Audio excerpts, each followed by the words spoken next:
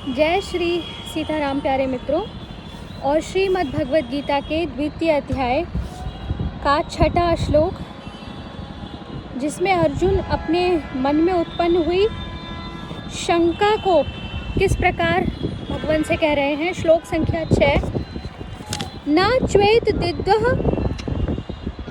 कतरन्नो गर्यो यद्दः जयेम यदि वा नो जयेयुः यानेन हत्वा न जिजीविषामस्ते अवस्थितः प्रमुखे धार्तराष्ट्रः। हम यह भी नहीं जानते कि हमारे लिए युद्ध करना और न करना, इन दोनों में से कौन सा श्रेष्ठ है। अथवा यह भी नहीं जानते कि उन्हें हम जीतेंगे या हमको वे जीतेंगे। और जिनको मारकर हम जीना भी नहीं चाहते, वे ही हमारे आत्मीय धृतराष्ट्र के पुत्र हमारे मुकाबले में खड़े हैं। प्रश्न आता है, हमारे लिए युद्ध करना या न करना, इनमें कौन सा श्रेष्ठ है। हम यह नहीं जानते इस वाक्य का क्या भाव है। इससे अर्जुन ने यह भाव दिखलाया है कि हमारे लिए क्या करना श्रेष्ठ है, युद्ध करना या युद्ध का त्याग करना। इस बात का भी हम निर्णय नहीं कर सकते, क्योंकि युद्ध करना तो क्षत्रिय का धर्म माना गया है और उसके फलस्वरूप होने वाले कुल नाश को महान दोष भी बतलाया गया है।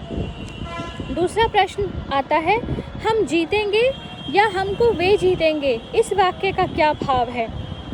इस वाक्य से अर्जुन ने यह भाव दिखलाया है कि यदि एक पक्ष में हम यही मान लें कि युद्ध करना ही श्रेष्ठ है, तो फिर इस बात का भी पता नहीं कि जीत हमारी होगी या उनकी।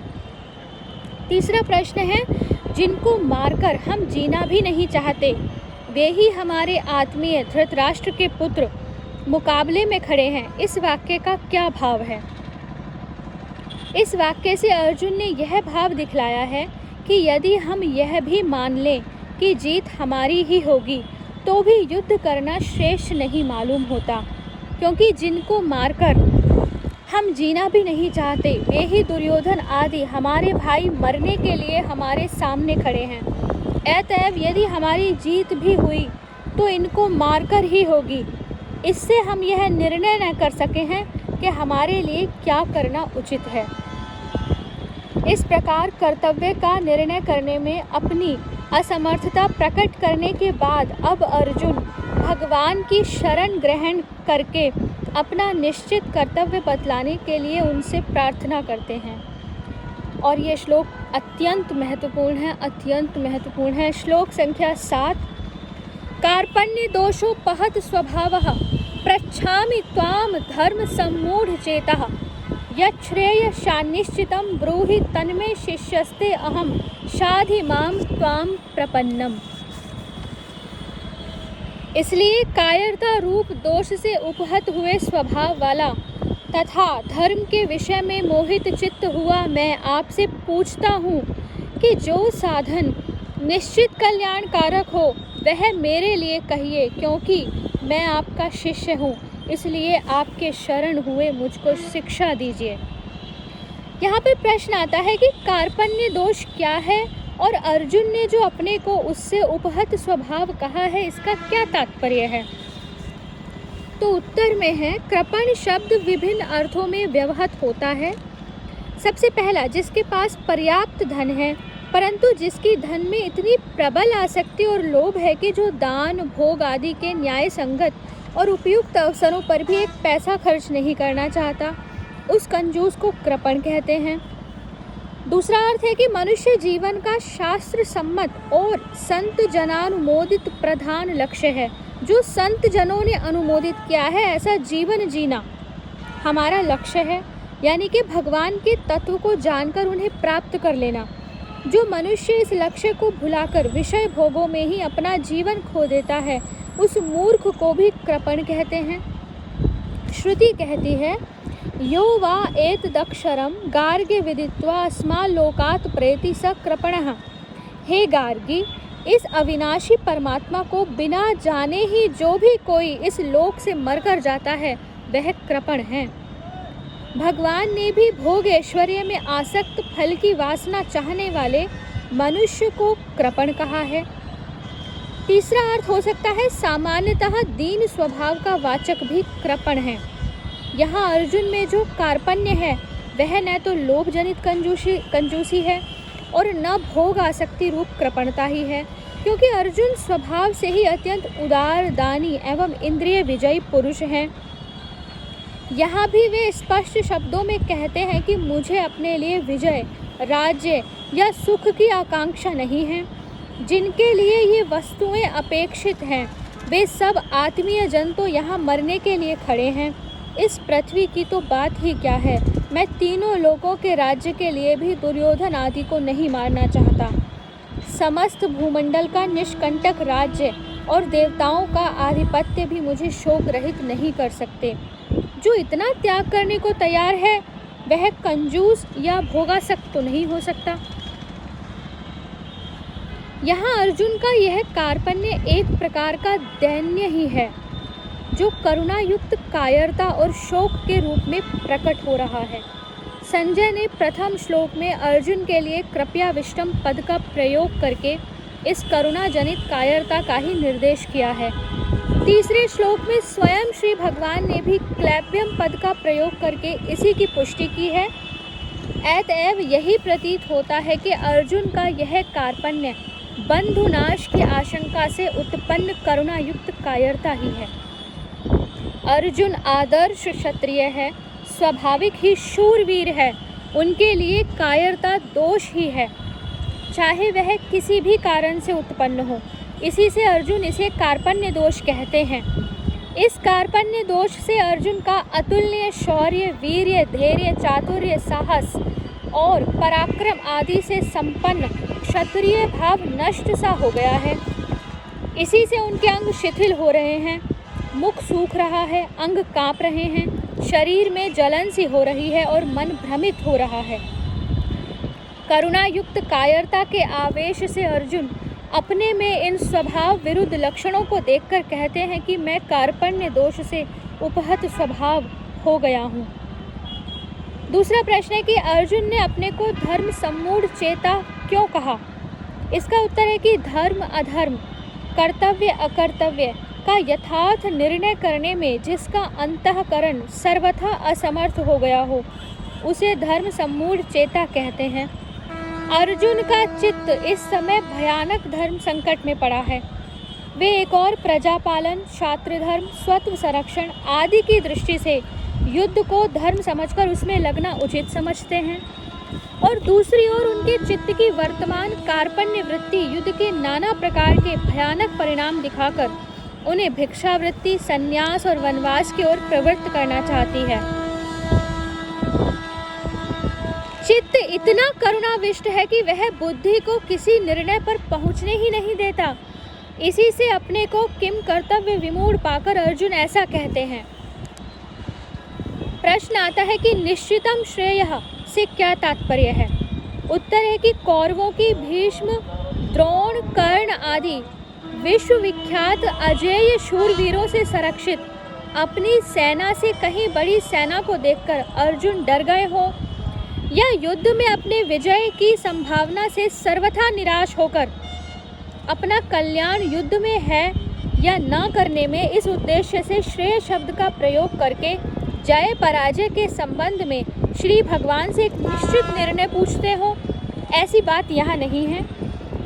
यहाँ तो उनके चित्त में बंधु स्नेह जाग उठा है और बंधु नाश जनित एक बहुत बड़े पाप की संभावना हो गई है जिसे वे अपने परम कल्याण में महान प्रतिबंधक समझते हैं।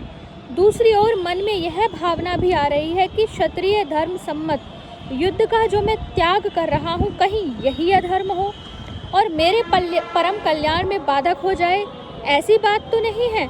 इसी से वे निश्चित श्रेय की बात पूछते हैं। उनका यह निश्चित श्रेय जय पराजय से संबंध नहीं रखता। इसका लक्ष्य भगवत प्राप्ति रूप परम कल्याण है। अर्जुन यह कहते हैं कि भगवान, मैं कर्तव्य का निर्णय करने में असमर्थ हूँ, आप ही निश्चित रूप से बतलाइए मेरे परम कल्याण का साधन कौन सा है। अगला प्रश्न है, मैं आपका शिष्य हूँ, मुझ शरणागत को आप शिक्षा दीजिए। इस कथन का क्या भाव है। ये व्याख्या बड़ी महत्वपूर्ण है। तो उत्तर में अर्जुन भगवान श्री कृष्ण के प्रिय सखा थे। आध्यात्मिक तत्व की बात दूसरी हो सकती है, परंतु व्यवहार में अर्जुन के साथ भगवान का प्रायः सभी स्थलों में बराबरी का ही संबंध था।